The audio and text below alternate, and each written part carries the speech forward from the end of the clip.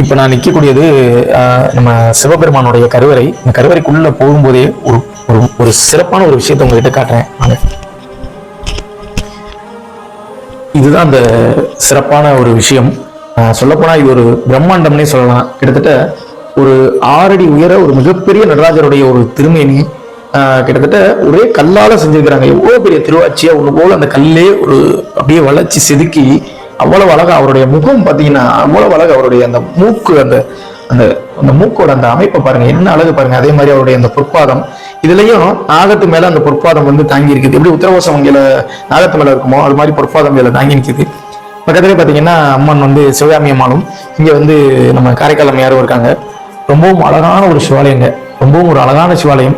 ஆனா பெரிதளவில் யாருக்கும் தெரியாத ஒரு சிவாலயம். இந்த சிவாலயம் எங்க இருக்குன்னா நம்ம தென்காசி மாவட்டம் ஆழ்வார்குறிச்சி அப்படின்ற ஊர்ல தாங்க இந்த சிவாலயம் அமைஞ்சிருக்குது.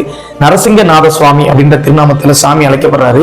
அம்மன் வந்து ஆவுடையம்மாள் அப்படின்ற திருநாமத்தில் அழைக்கப்படுறாங்க. ரொம்பவும் பழமையான சிவாலயம். கிட்டத்தட்ட ஒரு 1000 ஆண்டுகளுக்கு மேல பாண்டிய மன்னர்களால் கட்டப்பட்ட பழமையான சிவாலயம். முடிந்த அளவு இந்த காணொலியை பகிர்ந்து தெரியப்படுத்துங்க. ஏன்னா பெரிதளவுல யாருக்கும் தெரியாத ஒரு சிவாலயத்தை தான் நம்ம காணொலிகளிலே பதிவு பண்ணுவோம். அதனால அதை மக்கள்கிட்ட நிறைய பேர்கிட்ட கொண்டு போகிற பணி வந்து உங்க கையில தான் இருக்கு. அதனால நிறைய பேருக்கு ஷேர் பண்ணி இந்த சிவாலயத்தை வெளியுலகத்துக்கு தெரியப்படுத்தும்.